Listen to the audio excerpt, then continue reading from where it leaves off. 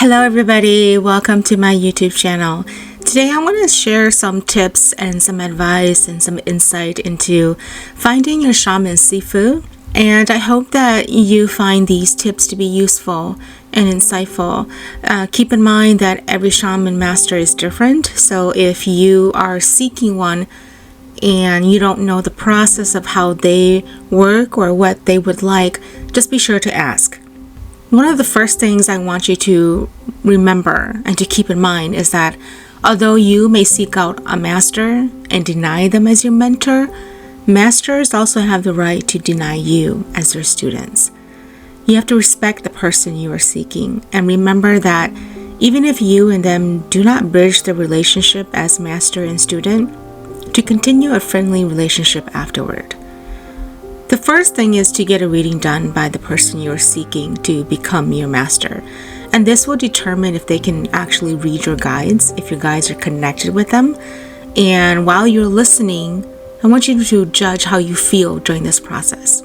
Most times you might even become emotional, especially if this is your first time seeking out. Some feel vibrations, some feel as if their bodies begin to shake. When someone is seeking me out for readings, I do warn them ahead.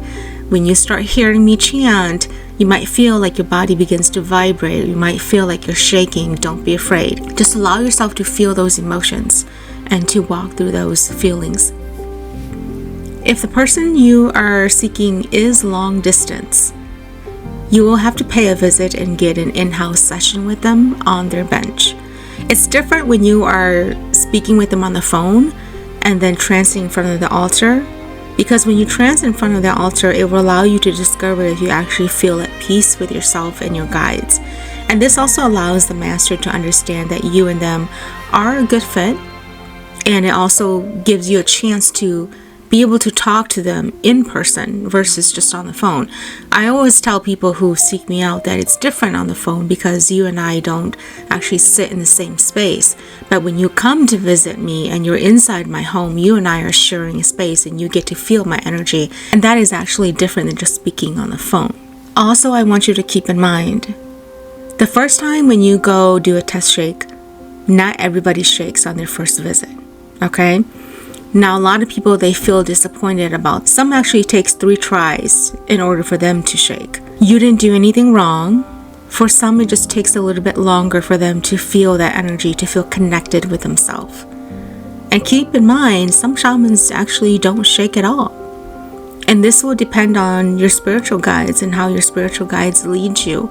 Some actually just sit at the bench and flip their horns, or they just sit quietly, light up candles at their altar and be able to read. When you are in front of a person's altar, the questions to ask yourself are, how do I feel when I am here? Do I feel safe? Do I feel at peace? How do I feel when I speak with this person? Do I feel welcomed? Do I feel like I'm not being judged? And when I ask questions, are they honest answers? Do I feel the burden being lifted from my shoulders? And if you answered yes, you are one step closer. And if you answer no, it's okay. You might have to seek more. When you have finished a session, whether it's on the phone or in-house, the things you want to ask yourself is, how do I feel? How do I really feel about this? And what about my guides, my spiritual guides? Do they like this? And asking them for certainty. Come into me as a dream. Show me who my master is. Give me a sign. These are the things that you can ask your spiritual guides. And if everything fits, you can discuss moving forward. The options. What are the things that the shaman master requests of you? What are the fees, if any, is involved? How is the process done? One other thing to keep in mind is that some shamans are not intended to become masters. Some are meant only to help and to heal. They are not meant to raise students. Some shaman abilities are not as high as yours, so when you sit on their bench, you may not feel connected. And then you also have to ask, what about your own healing? The things that you have within your deep soul, your core. Do you still have a lot of healing to work on yourself? Are you still in doubt? Are you still lost within your heart? And if you're not stable and balanced, you may find that your heart and soul are not together. And this may cause you to not shake because you're not quite ready. And sometimes you may shake and then you don't speak, or you don't sing, or you don't hear. So these are the things that you have to keep in mind. Now, what about the person that you are seeking out? The potential master, the potential sifu. Look at the life of the person you are seeking as a master. Does this person have a good life that fits your belief of ethics? Now, I want you to keep in mind that the master will also look at yours too. If you lead a life that is unstable and they feel that you are not right for them, you may be turned away. So don't be offended. The process of finding a master, building an altar, and raising one and becoming a shaman healer, it doesn't happen overnight.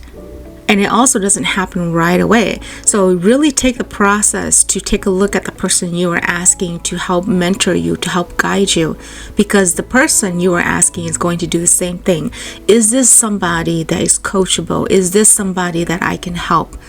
And if you are not, they may tell you to seek further. The entire process of actually being initiated as a shaman, it doesn't happen overnight.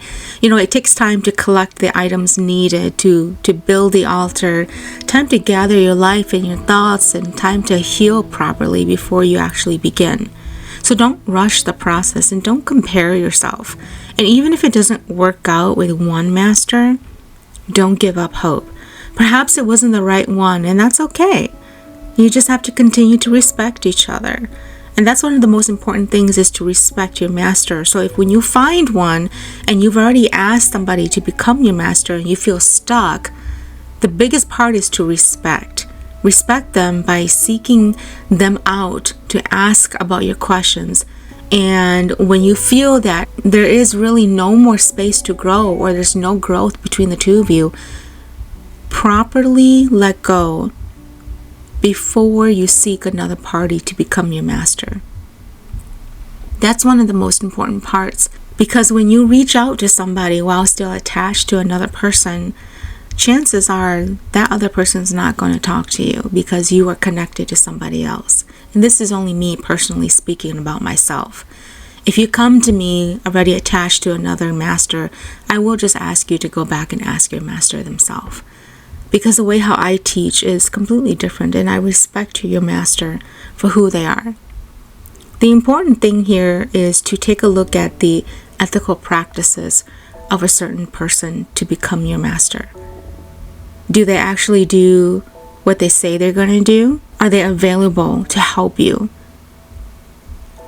Are they somebody who presents a good image to the community? Are they somebody who is not broken themselves and leading you blindly? Are they somebody who you can trust? And are they somebody who is very honest in their answers? If you ask a question and they don't know, do they tell you that they don't know? And most importantly, do you have their support? Most of these are basic questions to ask. You may even have more questions than what I'm sharing here today, and that's absolutely okay. The relationship between a student and master is something that you have to feel trust. You have to feel honest. You have to feel that you are not being judged or being left behind. You're not being forced to do things that you don't feel comfortable doing. And you're not being led to build altars that look exactly like your master. We each have our own spiritual guides. We each have our own way of chanting, of doing things, of healing. Your master is somebody who's there to help guide you and lead you home safely, to remind you to be ethical, to remind you to be a good healer, to practice with safety for you, for the community, and to remember that these are gifts bestowed from the universe and not to be abused or misused. But when you are actually on the other spiritual side, it's you and your spiritual guides alone. You're not going to be able to do what your master does, and your master cannot do what you do. The relationship here is something that has to blossom over time, and it is something that you have to see that will lead you genuinely to where you need to go.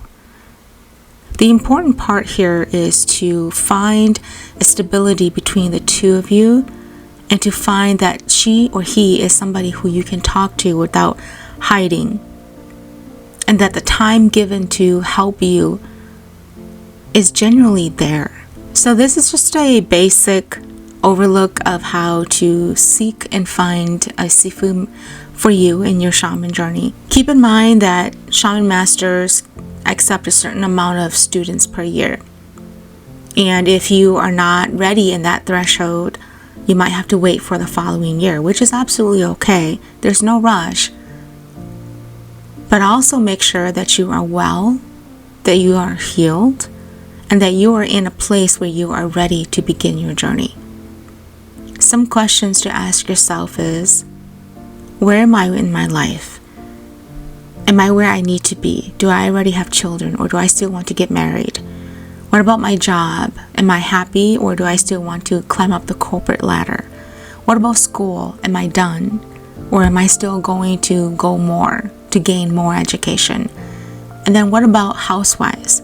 Do I have a home where I can raise an altar, or do I still live in an apartment where it might be too loud? These are some of the questions that you'll have to ask yourself.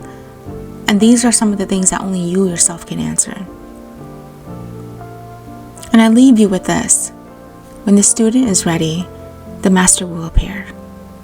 And this is actually something that has been very true with a lot of things in life in general, and also in the spiritual world, is that when you are ready, something will happen, something will occur that will lead you to the right path. I wish you all the best of luck in your healing journey. Love and light.